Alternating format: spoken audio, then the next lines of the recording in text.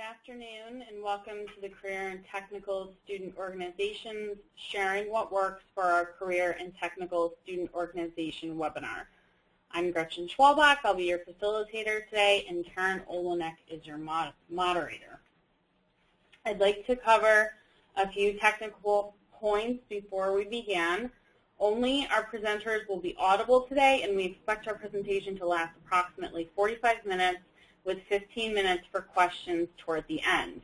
You may submit a question to be addressed at the end of the webinar by typing it into the question panel in the upper right corner of your screen. We will attempt to answer questions in the order they are received. If you become disconnected during the webinar, immediately call 518-723-2047.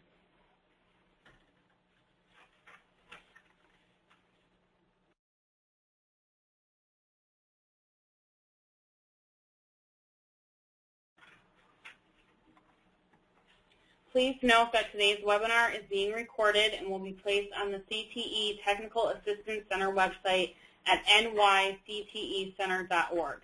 You will also be able to download today's PowerPoint slides from that website, including fall 2013 dates for related webinars and state CTSO leadership contact information.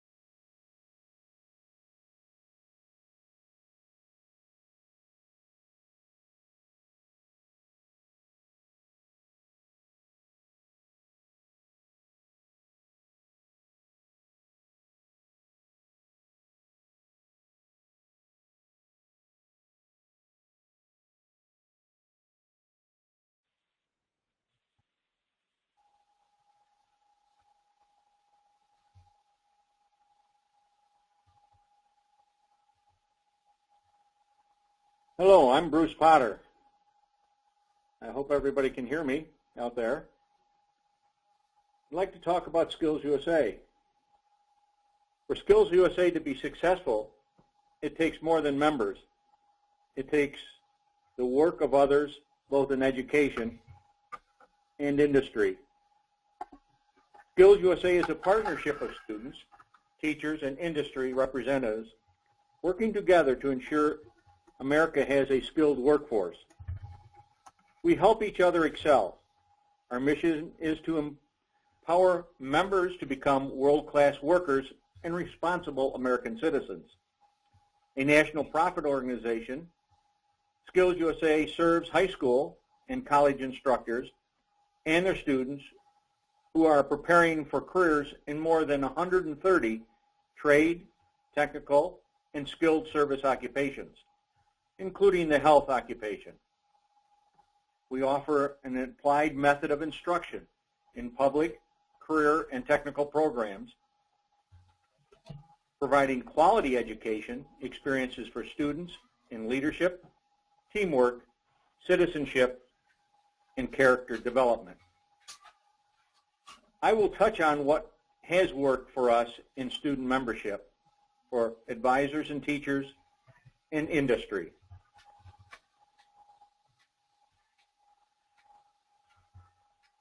Student membership.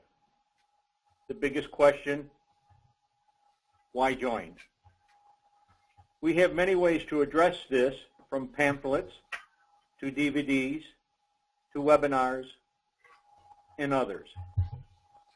With all the information that we can give, the reason that most join is to be able to compete.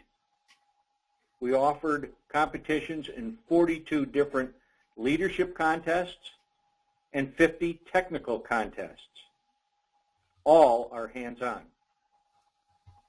They run first at the local level in their local CTE centers, then on a regional level covering many CTE centers in 6 different areas of New York State. Then it's on to the state conference, the end of April, at the New York State Fairground, to become the best in the state and a chance to go on to the national conference to compete to be the best in the nation.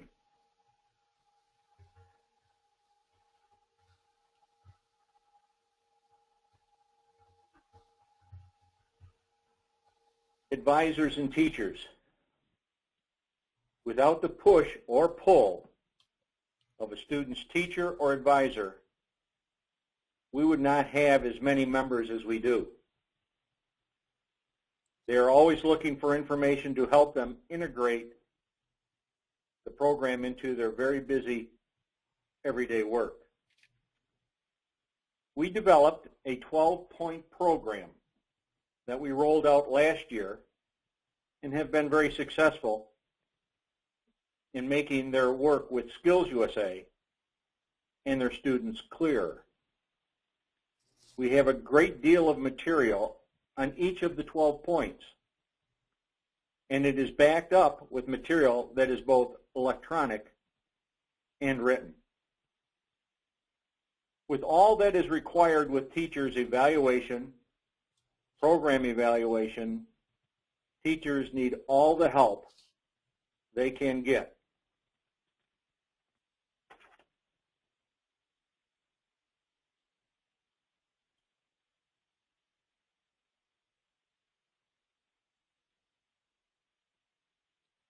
One of the greatest assets to Skills USA is industry. Here are 5 points we use to help develop that partnership. A focused approach to the cause-related marketing. Good corporation citizenship stimulates consumers to be loyal, passionate, and frequent business advocates. They commit to brands that they have earned their trust by supporting Skills USA. There is a potential to develop new businesses, to open new markets through building relationships with new customers and organizations. Growth is exponentially. A competitive advantage. Investing resources in Skills USA will enhance in competitive positioning within industry. You'll be helping to improve future workers, customers, education, and skill sets while increasing their interest in business and industry. Alignment with your company's mission and ethics. Skills USA not only aligns with businesses' focus, but also with corporate philosophies, meaning high ethical standards, superior work skills, lifelong education, and a pride in the dignity of work. Skills USA promotes understanding of the free enterprise system and flexibility among workers of the future. Skills USA industry recruit the kind of employees that they want to hire. We're a way to tap into the pipeline of incumbent skilled workers who are trained in career and technical education programs. An opportunity for executives to get involved in a cause. Skills USA partnerships allow managers to build relative relationships with their communities and within their industry. Both persons' opportunities for executive can enhance a company's brand, position, and value. With the help of our state officers, local officers, teachers and administrators, contacting and meeting with local Rotary clubs, chambers of commerce, and others, explaining these benefits to help industry become partners with Skills USA.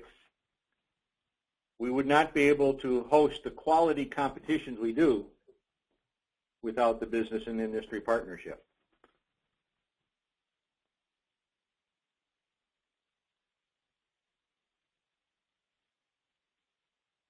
When all three come together, we build an organization that can change the lives of many. For in the end, it really comes down to this next slide.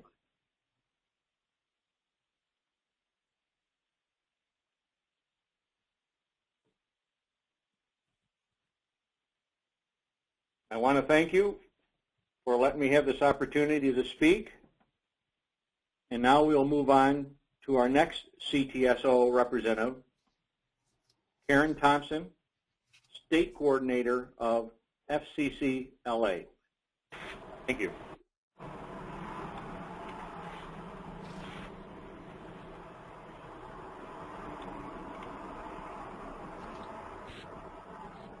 Good afternoon. Today I would like to talk about 3 national programs and how they are used at the state level and in our local chapters. The first being our partnership with the Teen Safe Driving Coalition of New York and the Allstate Foundation. We were asked to participate in the coalition since they needed student representation, and it went along with our national program, BACK. We are in our 3rd year meeting with this coalition. The first year they were looking for a program that student organizations could be involved in to spread the word about safe teen driving. We had a sample program from another state, but we needed to make it our own. So through brainstorming, the FCCLA members came up with the title Teen Crashes GTG. With the GTG, the texting shorthand for got to go. The students registered their traffic safety project that included activities for the students and parents. They carried out the projects from January to May. The members then sent in a summary of how the project had progressed. If they met all the criteria, the organization will receive a $200 check from the coalition. It is a win-win situation in that they are getting the traffic safety message out to the public, and receiving a stipend to carry on other programs.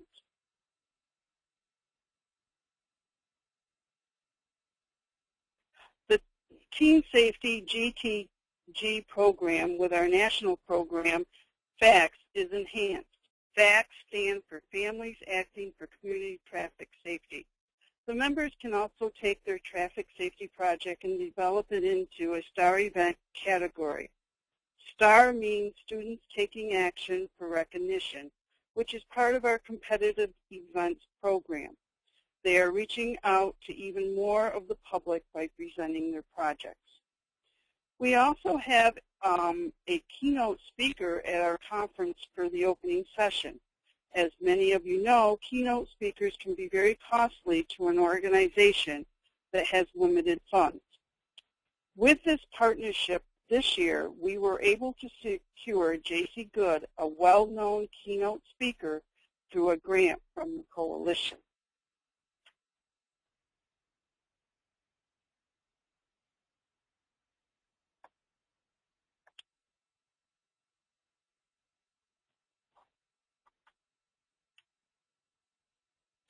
The coalition has also supported us by setting up exhibits at conferences and supplying prizes for our Battle of the Belts contest. I think we as CTSOs need to take advantage of any corporate sponsorships we can, as it does help with providing some of the best programs for our members. The second project of the State Association is connected with Ronald McDonald House in Syracuse. This past spring, we did work with the Ronald McDonald House in Rochester. This project goes a long way with National Program Leadership, Service, and Action, which was formerly called Community Service. The chapters collect pop tabs and bring them to our 3 different state meetings: State Leadership Conference in the spring, Summer Leadership, and Fall Planning. We have had chapters collect as high as 900 pounds and as low as a half a pound. They all add up, though, when Ronald McDonald House charities to turn them in for cash.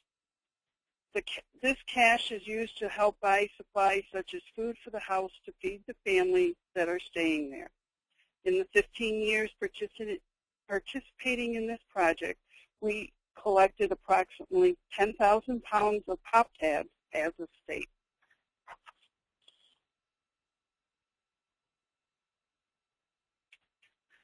Again, this project can be turned into a STAR event, which helps the members to sharpen their public speaking, organizational skills, and develop their creativity.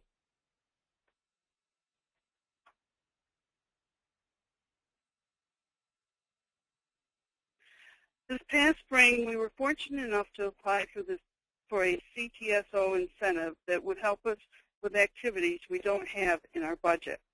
The 3 goals of the incentive are recruit and train advisors, increase membership, and train state officers.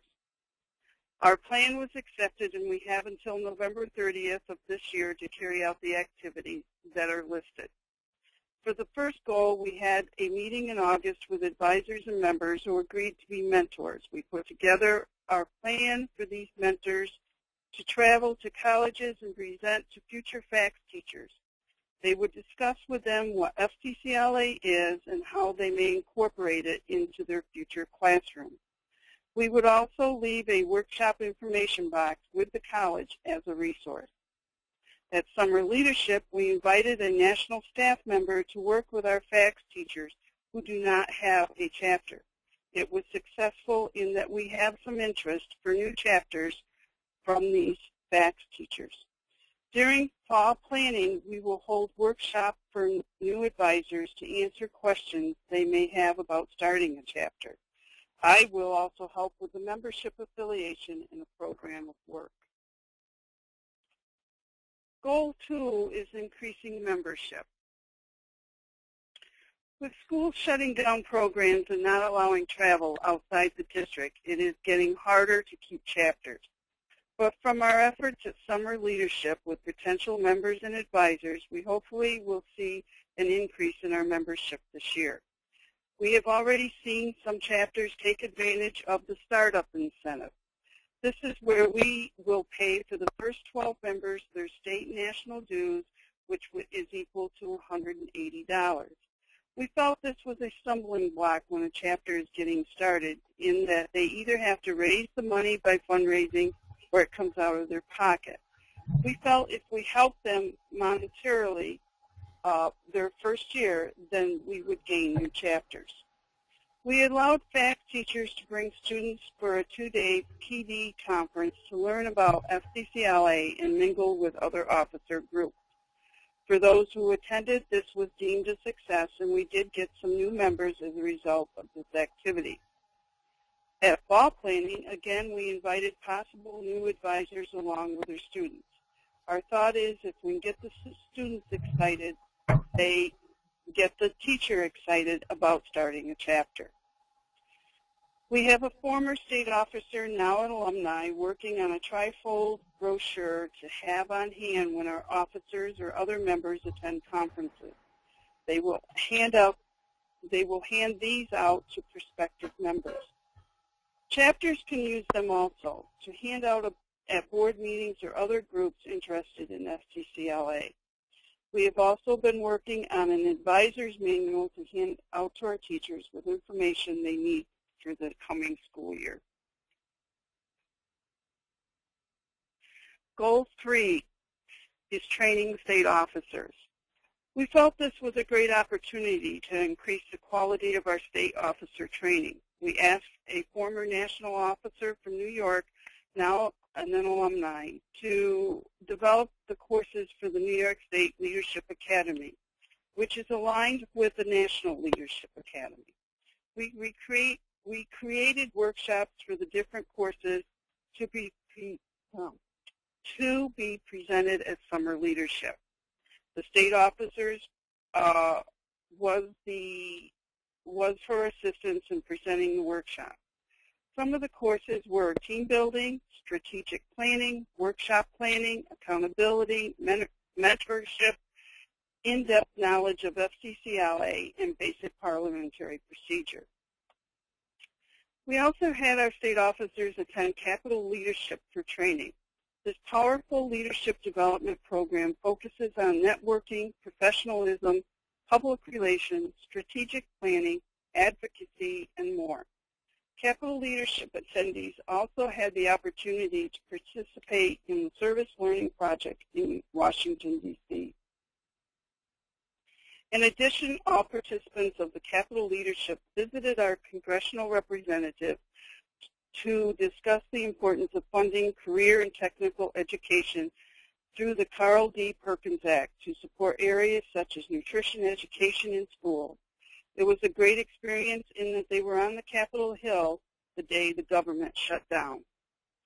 We also have purchased the state officer handbook as well as other leadership resources for our officers, officer-elects, and junior leaders through this CTSO incentive. I'd like to thank you for this opportunity this afternoon to speak to you. And our next presenter is Julie Tulsky, State Representative FFA, accompanied by Katie Rowe, a reporter. Thank you, Karen. Hi, my name is Katie Rowe, and I'm currently serving as the New York State FFA reporter. I went to John Brown High School in Queens, and I'm currently a student at SUNY Cobblestone. Even though I went to a high school in Queens, agriculture is something that I'm extremely passionate about, and I actually aspire to be a large animal veterinarian, and I spent the summer working on a dairy farm. And there are hundreds of students in the city with interests in food science, animal science, plant science, etc. located right in the heart of Queens, like where I came from, and there are thousands more throughout the state. The successful practice FFA is going to be talking about today is our National Officer Tour, which is on the next slide. This serves as one of our major activities and is a key part of our member recruitment, member engagement, and opportunities to make our efforts more effective and efficient. National Officer Tour is a week-long traveling conference, and week-long is in quotes because its length is a lot longer for the officers and those working with it, but for those on the outside, it appears to be about a week long. This year was actually 9 days. 8 days were spent traveling or hosting events. This is one of the state officers' favorite events because we get to see so much of the state in such a short period of time. We visit students in their schools or regional events, which keeps the cost low for local schools, and it's a lot less of a cost than going to a convention in a central location.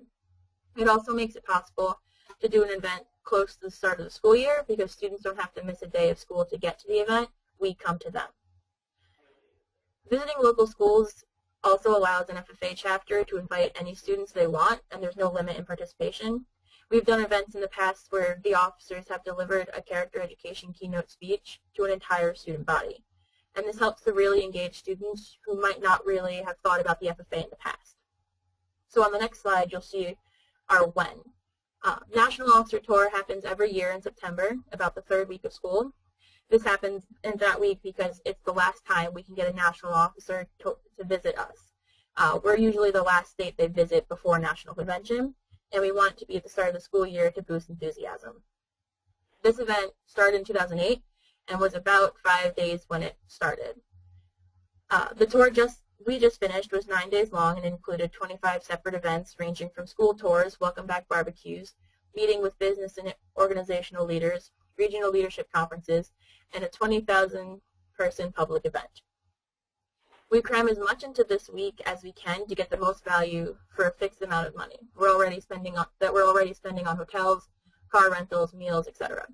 It costs about the same amount of money to do 25 events in 9 days as it does to do 9 events in 9 days. So on our next slide, you'll see where. We usually try to hit as much as the state as possible in this tour. The map here shows where we went in 2013. It's not really possible to visit all corners of the state every year due to geography and time it takes to get to certain places.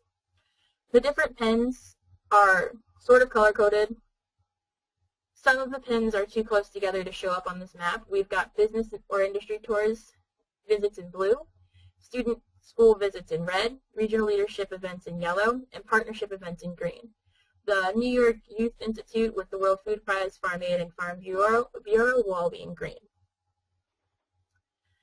This event has a national touch because we fly a National Officer Tour in for the event each year. They give keynote speeches, build relationships with students and partners, and set an example of what is possible for FFA students, even at their young ages in most of the local school visits. And this year, the national officer actually came to us from Nebraska. On our next slide, we'll see why we do this event. This event happens every year because it provides a cheap and even free activity for our schools.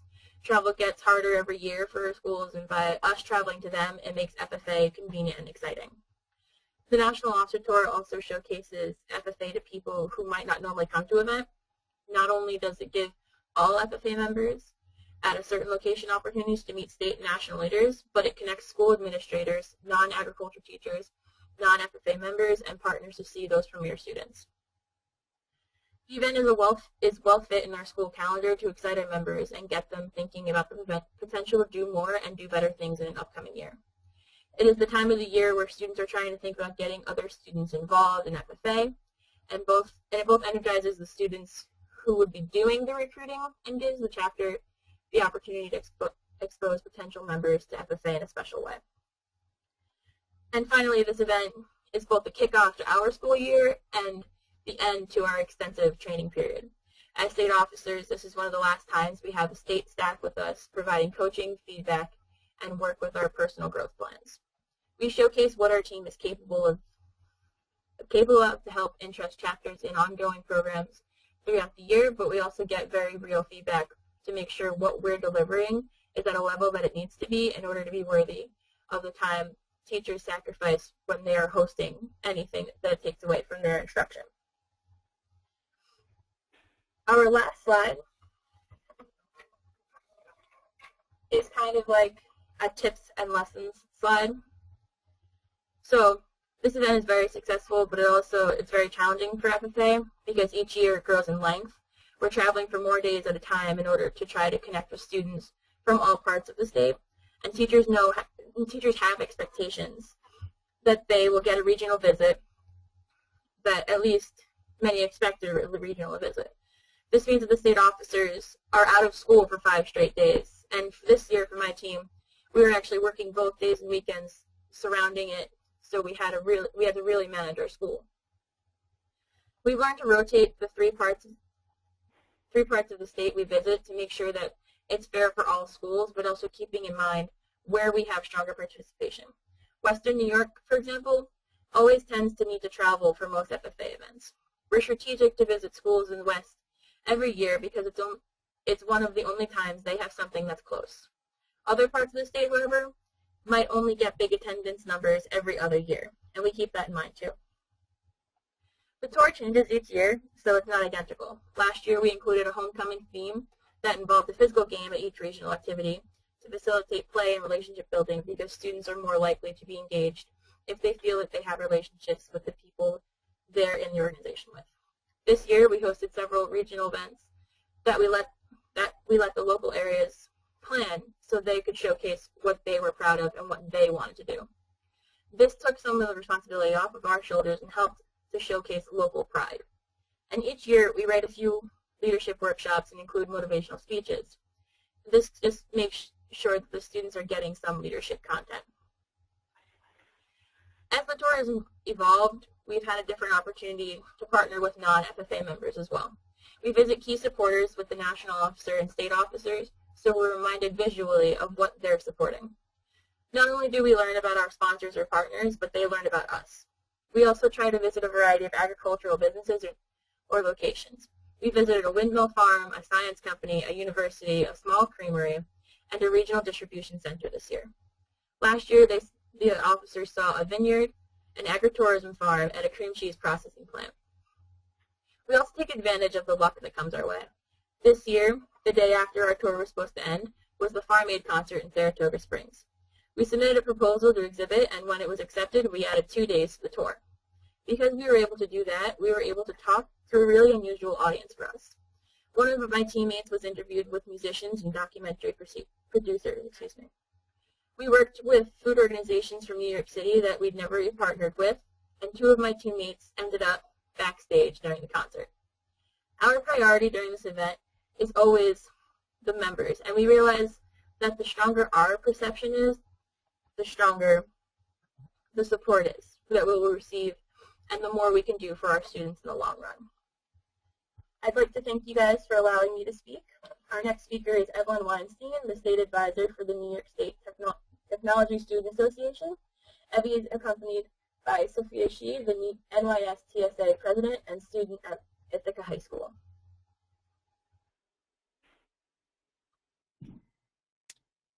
Thank you. This is Evie Weinstein, State Advisor, as you just heard, with the New York State Technology Student Association, which is an organization whose motto has always been learning to live in a world filled with technical elements.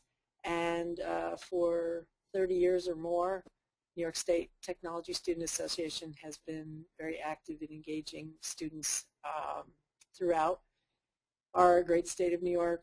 And today I'm pleased to be joined by our state president, Sophie Shi, who will be speaking with me and sharing some of the slides today, talking about our period of rebuilding and trying to expand and grow this organization.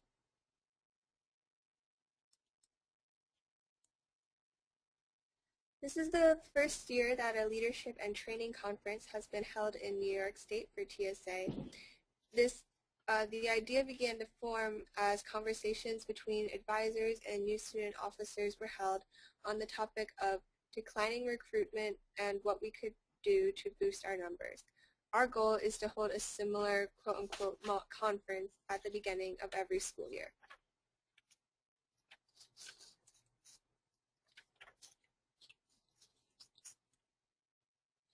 The New York State TSA Training Conference was aimed at attracting at least 5 to 8 new schools in the first year. The geographic area, while more easily encompassing upstate New York, was not limited just to the northern part of New York, but rather to the entire state. Contacts were and are being made through local and regional technology education associations, for example, the Western, Southern Tier, Albany, and Central New York regions. Additionally, there has been promotion of New York State TSA in the statewide professional organization, NYSDIA. Much to our delight, there has been interest as far away as Stuyvesant High School in Manhattan. We intend to expand our recruitment through the training conference in the next few years to come.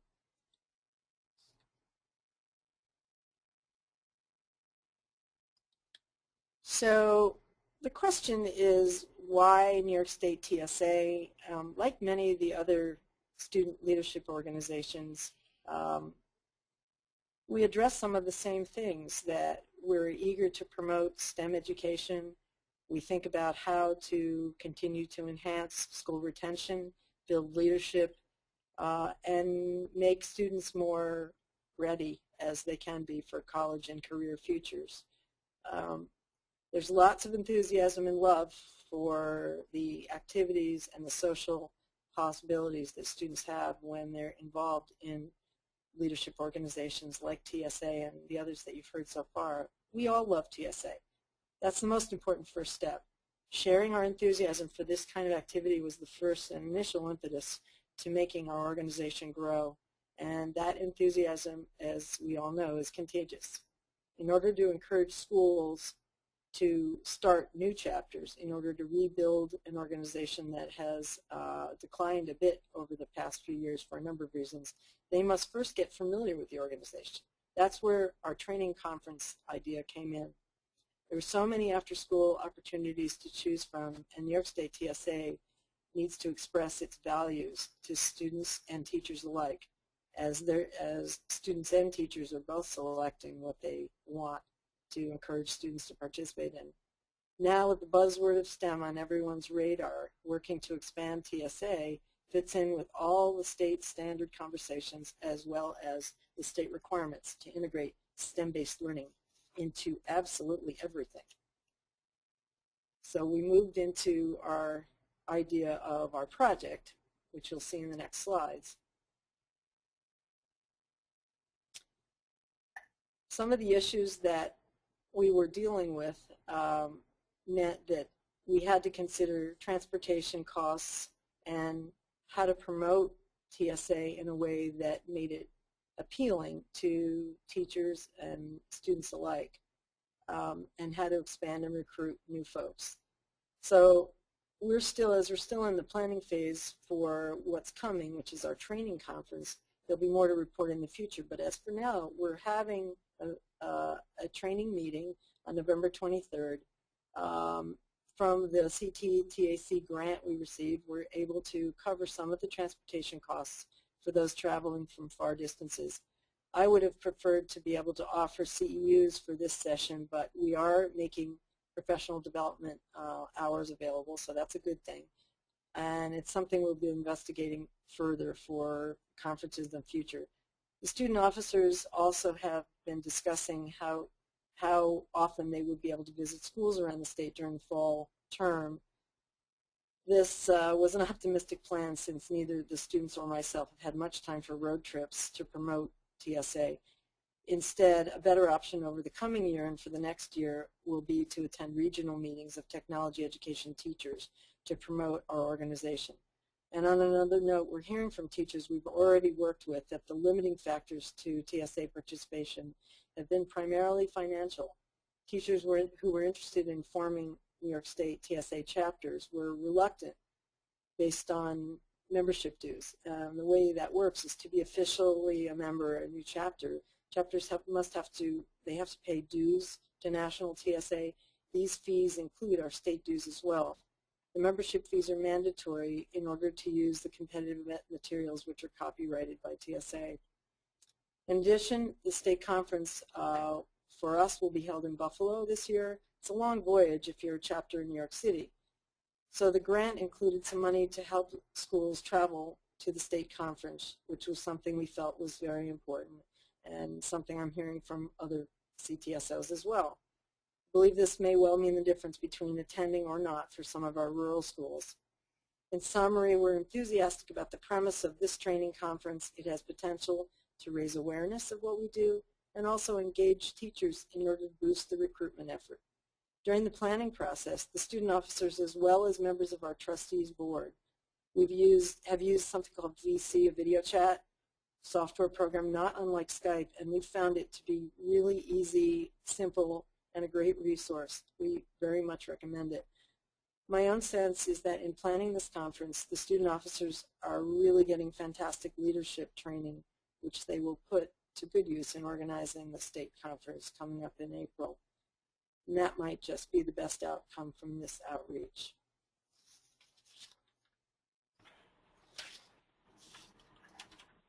Thank you.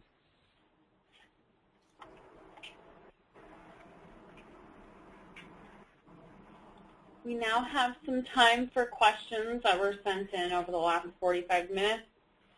I'm going to unmute all of our presenters so they can chime in when appropriate.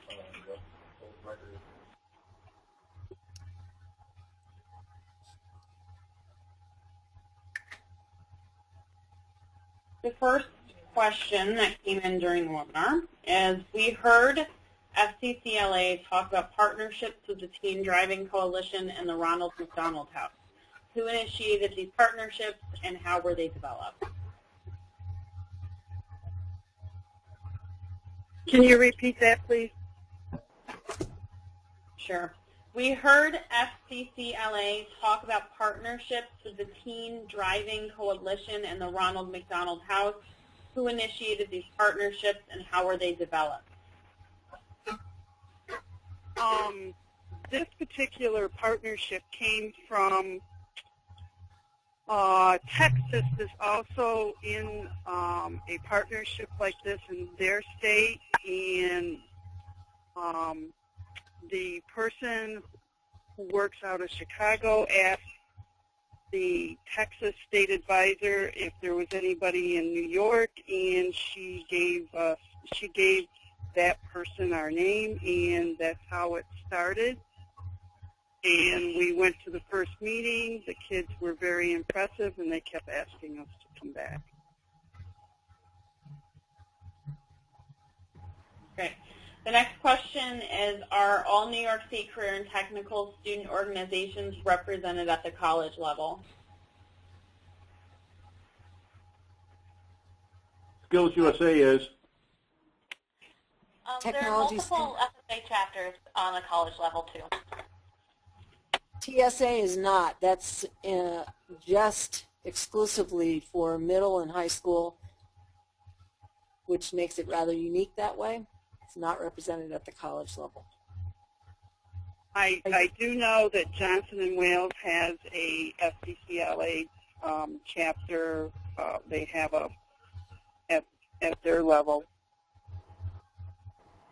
They also have FBLA too. Mm-hmm. And they have Skills USA. So most are represented at the college level. Third question was, we heard a great deal about FFA touring. How do their organizations cover these transportation costs, or how are they funded? I'm the state advisor, and I can speak to our funding. We have a line item of funding that runs our state office. Some of the costs come out of membership dues. A lot of the stuff we work to partner with other people so that our cost is as low as possible.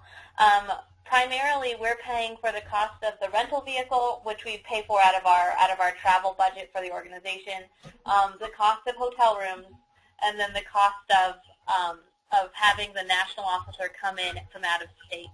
And that actually comes exclusively out of our membership dues. We have to pay to fly him in and whatever expenses he or she has while they're here. But we try to minimize our expenses by, if whenever possible, we'll stay at a local facility that's willing to give us a break on cost. When we stay up in northern New York, we often will stay at our FFA camp, and so they don't charge us for that. And then we ask schools that are hosting us if they're willing to, in exchange for getting the national officer to come and do basically whatever it is that they would deem most beneficial in their local school, they would give us the opportunity to share a meal with their students. And so a lot of the times we would be eating breakfast, lunch, and dinner. We ate a lot of pizza on the road in high schools or in classrooms on our way in between different places. One school actually made us meatball subs in their ag shop, so that was kind of great. So they kind of helped to cover some of that cost, but there definitely is a significant cost to renting a vehicle for 9 days. That's a cost that we pick up through our operational budget.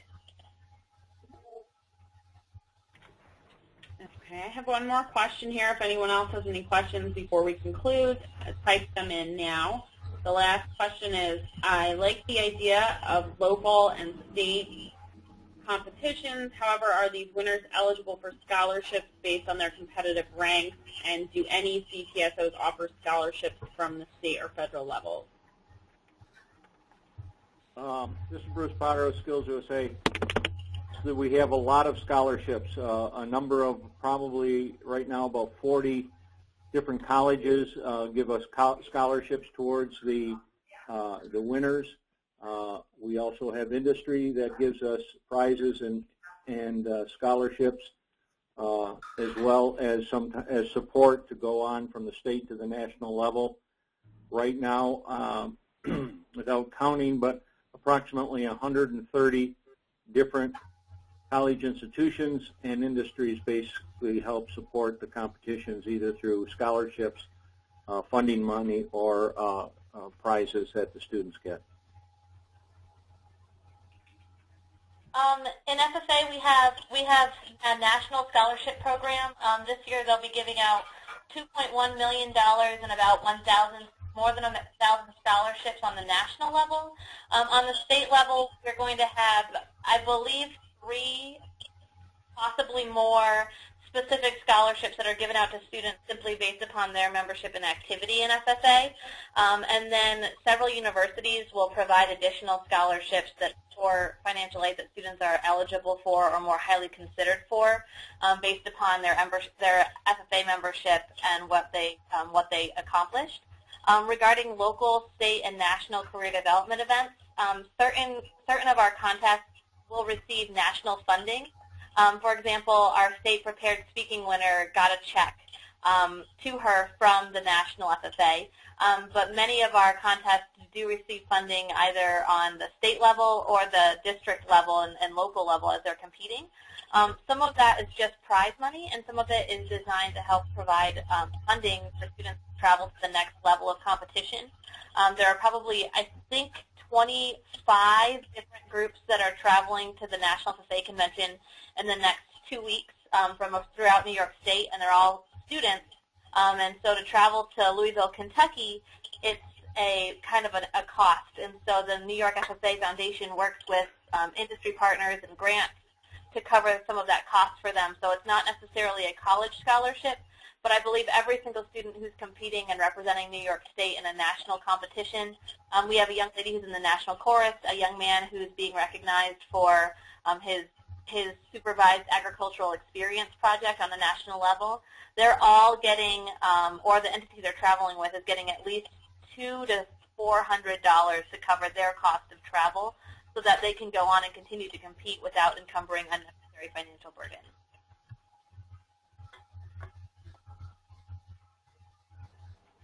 Karen Thomas from FCCLA. Yes, we do have some scholarships, mainly at the state level in our culinary events, and at national in the culinary events also, as well as fashion design, interior design, early childhood, and things like job interview and that type of thing, entrepreneurship. There are scholarships given to the first 3, the highest 3 participants in the competition.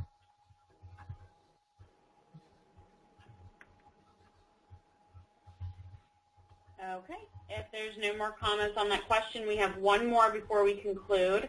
How do organizations gain industry support and sponsorship? Are most local or state and national corps?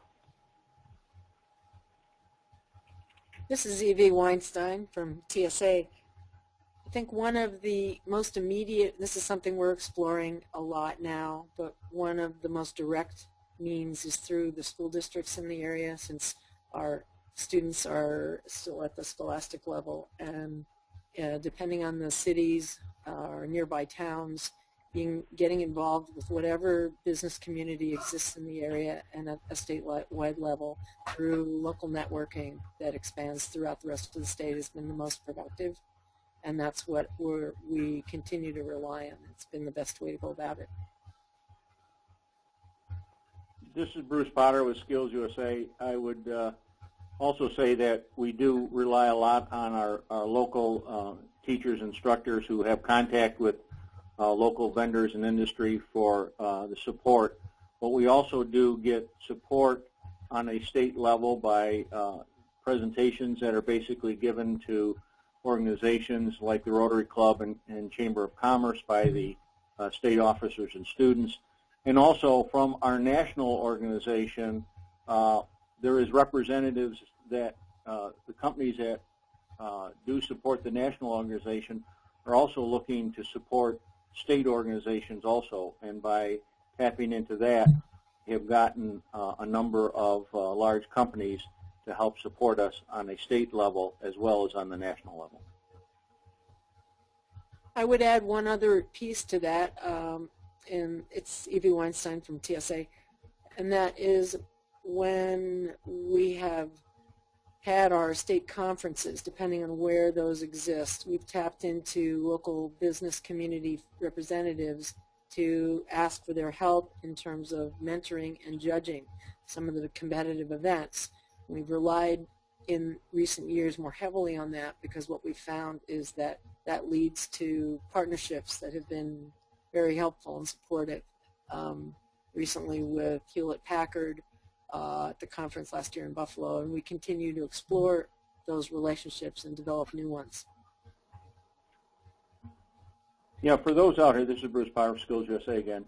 One of the things, and I think all of the CTSOs do, is that we actually partnership within business and industry.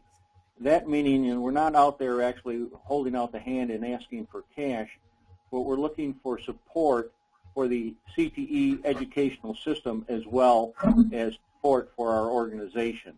So it's a partnership in which we can provide them with the workers they need, and they can provide us with the tools we need to produce them. All right, we have no more questions. We're lucky. Oh, sorry, go ahead. Go ahead, Katie. Sorry, this is Julia. In FSA, we're pretty fortunate that our national organization has a really, an incredibly strong foundation. And so they really have a lot of strong partnerships that make a lot of opportunities possible. The national organization will frequently make connections and then push it back down to the state level. And so companies like I think of CSX, which is it's actually a transportation company, the trains, they are a pretty big partner with the National FSA organization, but multiple times FSA has contacted us and said, CSX would like to support New York students. What could you do if they were to support you, and kind of connect us with a grant opportunity? So we're lucky when it comes to that. But then when it comes to securing things on the state or local level, many of our chapters are have strong relationships with their local industry, and we try really hard not to encroach upon that on the state level because we don't want people to be, we don't want to take opportunities away from local students in any way, shape, or form. So we're really careful about that. On the state level, you heard Katie mention how we visit industry and we visit businesses on the National Officer Tour. A couple times throughout the year, we try and go in and talk to industry leaders, and then follow up by pairing them with opportunities that match their organizational goals. So if we walked into a company that was working with dairy cattle, we would try to connect them with the opportunity to judge and see and sponsor, ultimately, one of our dairy competitions or an award for dairy students. And so trying to pair them with what they want to do. It's important. It took me a long time to realize this. This is year 6 on the job for me. But companies have money to donate, and it's good for them financially and in the community to donate. And so I started to learn that companies have money to give away if you're willing to ask for it, and if you're willing to figure out how you can help accomplish their goals. Most of the times there are a lot of, if we're CTSOs, so there's a lot of industry out there that is looking to support people who will be their future consumers, supporters, and ultimately employees. So it's just about connecting them with the right place. And we also make a point to really spotlight our sponsors at our state FFA convention, so they get to be in front of about, I don't know, 1,200 people on a stage and get recognized, and get to come and be kind of thanked personally by the students who they're supporting. So those are some of the key things to building relationships. But we have a long way to go when it comes to really having a really strong partnership with industry financially in New York FFA.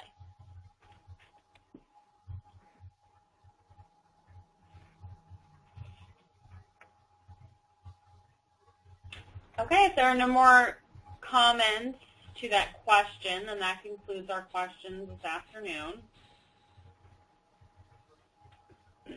And I guess that does include our webinar. And we trust each of you leave our presentation today with some positive ideas and guides to put into practice in your district or your program, or hopefully your CTSO.